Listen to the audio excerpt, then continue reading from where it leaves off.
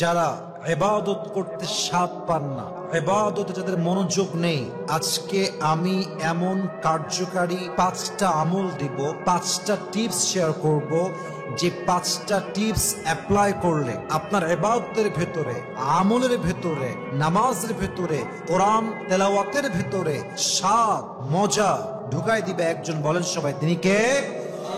বলেন সবাই, আজকে আমরা কয়টা টিপস জানতে চাই?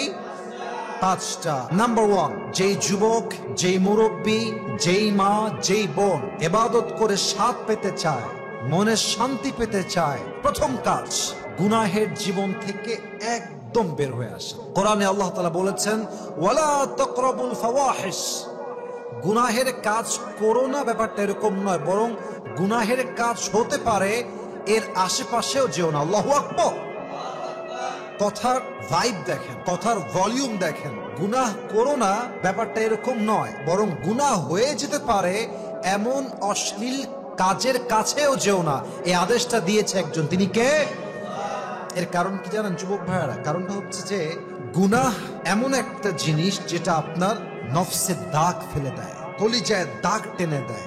আপনার রূহ, আপনার কলব গুনাহ করতে করতে কলুষিত হয়ে যায়। হাদিসে আসছে, যখন একজন যুবক গুনাহ করে, যখন একজন মানুষ গুনাহ করে, তার হৃদয়ে একটা স্পট পড়ে, একটা দাগ পড়ে। আবার সে গুনাহ করে, আবার একটা দাগ পড়ে, আবার গুনাহ করে, আবার একটা দাগ পড়ে। একটা পর্যায়ে গিয়ে দাগ পড়তে পড়তে পড়তে তার হৃদয়ে আল্লাহ সিল মেরে দেয়। তখন তার কাছে কোনো স্বাদ সে পায় না, তার কাছে কোনটা ভালো, কোনটা খারাপ, কোনটা মন্দ, কোনটা ভালো সেটাকে ফিল করতে পারে না, কারণ তার হৃদয়ে আল্লাহ মোহর মেরে দিয়েছে। কথার কথা আপনি বোঝার ট্রাই করেন, খুব ভালো করে বুঝবেন। একজন পুরুষ যদি প্রত্যেক দিন ঠান্ডা পানি দিয়ে গোসল করে, প্রত্যেক দিন করতেছে, 1 দিন, 2 দিন, 3 দিন, 4 দিন, 5 দিন, একাধারে সে 4টা বছর, 3টা বছর ঠান্ডা পানি দিয়ে গোসল করে, winter season, summer season, doesn't matter for him, কোনো ব্যাপার না, সে অলওয়েজ ঠান্ডা পানিতে গোসল করে। একটা পর্যায়ে কি হবে? তার কাছে ঠান্ডা পানি আর ঠান্ডা পানি মনে হবে। আরেকজন যুবক যে প্রত্যেকদিন চুরি করে, চুরি করতেই থাকে, একদিন আইফোন চুরি করে, একদিন বাইক চুরি করে, একদিন কার চুরি করে, একবার বাসায় চুরি করে, চুরি করতে করতে একটা পর্যায়ে গিয়ে চুরিকে আর চুরি মনে হয় না। তো যারা নামাজ পড়তে গিয়ে নামাজে মনোযোগ নাই, হেজাব পড়তে চায়, হেজাব পরে ভালো লাগে না, কোরআন তেলাওয়াত করতে চায়, ম্যাক্সিমাম টাইম ইট হ্যাপেন্স যে কোরআন পড়তে বসেছেন, কোরআন খুলেছেন, আউযু বিল্লাহি মিনাশ শাইতানির রাজীম, বিসমিল্লাহির রহমানির রহিম, কোরআন তেলাওয়াত শুরু হয়েছে। 5 মিনিট পড়লেন, 10 মিনিট পড়লেন, একটু পরে দেখবেন মনোযোগ আর নাই, মন হারায় গেছে, মনোযোগ নাই। কারণ কি? আপনার ভেতরের কলবে দাগ পড়ে পড়ে এটা একদম কালো হয়ে গিয়েছে। এজন্য আপনি যদি ইবাদতের স্বাদ পেতে চান, প্রথম কথা, সবচেয়ে গুরুত্বপূর্ণ কথা, নিজেকে সমস্ত গুনাহের কাছ থেকে বের করে নিয়ে আসতে হবে। রাজি আছেন তো ইনশাআল্লাহ? বের করে আনার লাভ কি হবে? আপনি যখনই বলবেন যে আল্লাহ, I have made huge mistakes in my life, আল্লাহ আমি অনেক পাপ করেছি, আল্লাহ অনেক অন্যায় হয়ে গিয়েছে, আল্লাহ তুমি আমাকে মাফ করে দাও, আমি জীবনে এই কাজ আর করবো না, আমাকে তুমি আল্লাহ একবারের জন্য মাফ করে দাও, এই লাস্ট চান্স আমার জন্য। আপনি যখনই ক্ষমা চাইবেন, আল্লাহ আপনার অতীতের সব গুনাহ মাফ করবেন তো করবেন, আপনার কলবটাকে আল্লাহ একদম নিষ্পাপ মাসুম বাচ্চার মতো পরিষ্কার করে দিবে। সুবহানাল্লাহ পড়ুন আপনারা সবাই। তখন আপনি আপনার ইবাদতে, নামাজে, মসজিদে, কোরআন তেলাওয়াতে স্বাদ খুঁজে পাবেন। অতএব 1 নাম্বার স্টেপ হচ্ছে গুনাহ থেকে আজ থেকে বাঁচা ট্রাই করবেন। রাজি আছেন তো ইনশাআল্লাহ? 2 নাম্বার আমল, যেই বান্দা নামাজের মধ্যে শান্তি চায়, কোরআন তেলাওয়াতে শান্তি চায়, তার জন্য সবচেয়ে গুরুত্বপূর্ণ আমল হলো অনর্থক কাজ থেকে বের হয়ে আসতে হবে। বিড়ি খান, বের হয়ে আসেন। সারাদিন ফেসবুক 2 ঘন্টা 3 ঘন্টা চলছেই, টিকটক 4 ঘন্টা চলছেই, ফেসবুকে রিলস 5 ঘন্টা 6 ঘন্টা চলছেই, টাইম সেন্স নাই, ঘন্টার পরে ঘন্টা টাইম ওয়েস্ট হচ্ছে, তার মাঝে বিন্দু মাত্র কোনো রিয়েলাইজেশন নাই। যেই বান্দা অনর্থক কাজে লিপ্ত থাকে তার আত্মাটা মরে যায়, তখন সে নামাজে, ইবাদতে, কোরআন তেলাওয়াতে চুল পরিমাণ শান্তি পায় না, মজা পায় না।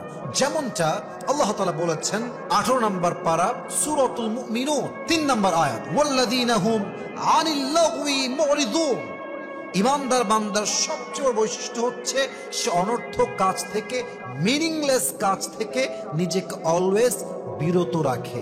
আপনি একটু খেয়াল করেন তো আমার দিকে, আপনি জোহরের নামাজের পূর্বে প্রায় 5 ঘন্টা যাবত ফেসবুকে রিলস দেখতেছেন, টিকটকে ভিডিও দেখতেছেন, নামাজের সময় হলো, নামাজ পড়তে গেছেন, এখন নামাজে আল্লাহু আকবার, চিন্তায় কি আসবে, রিলসে কি দেখলাম, টিকটকে আমি কি দেখলাম, কোন মেঘে দেখলাম, কেমনে দেখলাম, এই চিন্তা মাথায় যখনই আসবে নামাজের মনোযোগ গায়েব হয়ে যাবে। অতএব যেই বান্দা ইবাদতে, নামাজে, কোরআন তেলাওয়াতে শান্তি পেতে চায়, স্বাদ পেতে চায়, অনর্থক কাজে কখনো নিজেকে লিপ্ত করা যাবে। আল্লাহ আমাদের সবাইকে বোঝার তৌফিক দান করুক, পড়েন সবাই আমিন। 3 নম্বর কাজ, এটা হয়তো বা আমরা অনেকে জড়িত আছি, বাট আমরা জানি না, এটা আমরা বুঝতেছি না। আপনার কামাইয়ের কোথাও যদি হারাম ইনকাম থাকে, মিস্টেকলি, আই মিন ইন্টেনশনালি অথবা আনইনটেনশনালি, যেই বান্দা হারাম কামাই করে তার ইবাদতের স্বাদ উঠায় নেয় একজন, বলেন সবাই তিনি কে? হারাম কাজ করে যতই নামাজ পড়েন, যতই কোরআন তেলাওয়াত করেন, আর যতই খতম করেন না কেন, আপনি স্বাদ পাবেন না। যদি আপনি হালাল কামাই করতে পারেন, ইনকাম কম হোক, 5,000 হোক, 10 হোক, 15 হোক, যেই বান্দা হালাল কামাই করতে পারে তার নামাজের ভেতরে, তেলাওয়াতের ভেতরে, ইবাদতের ভেতরে শান্তি দেয় একজন, তিনি কে? অতএব মেহেরবানি করে হারাম খাবো না, হালাল খাবেন।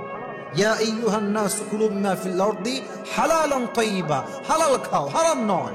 হালাল যে খায় তার রিজিকেও বরকত হয়, সেই বান্দা নামাজ পড়েও শান্তি খুঁজে পায়। সুবহানাল্লাহ পড়ে সবাই। 4 নাম্বার, এটা খুব গুরুত্বপূর্ণ আমল, নেকির কাজে একটা কম্পিটিশন করেন। আচ্ছা দেখবেন যে দৌড়ের রেস হয়, যে কে কার আগে দৌড়ে সীমাটা পার করতে পারে, এরকম রেস আছে না নাই?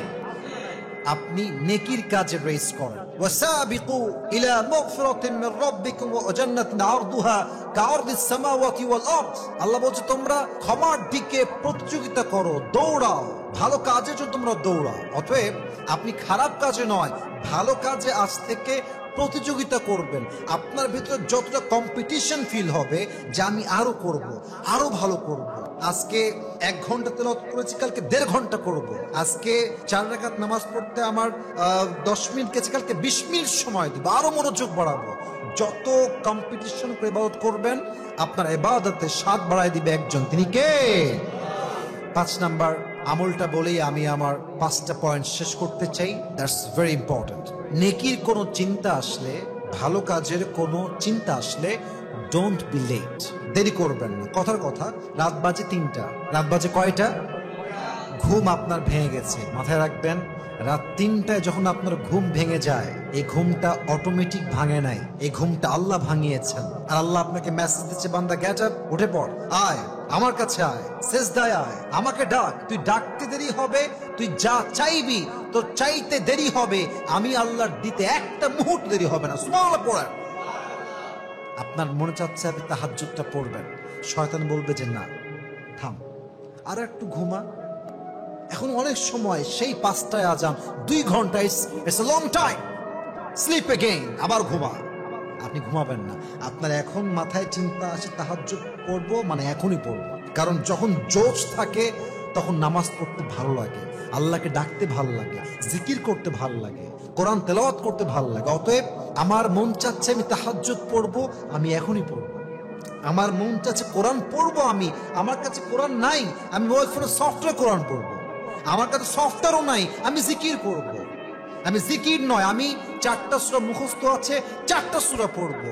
যখন যে অবস্থায় ইবাদত করতে মন চাইবে, ডোন্ট বি লেট, তখনই আল্লাহকে ডাকা শুরু করবেন।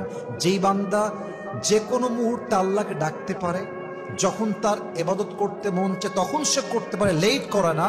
তার প্রত্যেকটা ইবাদতে, নামাজে, রোজায়, যাকাতে, হজে, জিকিরে, কোরআন তেলাওয়াতে, প্রত্যেকটা ইবাদতের মাঝে স্বাদ ঢুকায় দেয় একজন, বলেন সবাই তিনি কে?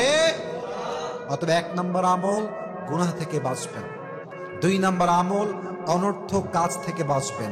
3 নাম্বার আমল, হারাম থেকে বাঁচবেন। 4 নাম্বার আমল, নেক কাজে অলওয়েজ কম্পিটিশন করবেন যে আমি আজকে ওইটা করব, আজকে ওইটা বাড়াই দিব, কালকে অতটুকু করছি আজকে আরো বাড়াই করব, কম্পিটিশন। 5 নাম্বার, নেক আমল করতে ইচ্ছা হলে ডোন্ট বি লেট, যখন করতে মনে চেয়েছে as soon as possible, খুব দ্রুত আমলটা করার চেষ্টা করবেন। বলেন সবাই ইনশাআল্লাহ। এই 5টা আমল করলে বান্দার আমলের মধ্যে ইবাদতের ভেতরে স্বাদ ঢুকাই দিবে একজন। বলেন সবাই তিনি কে?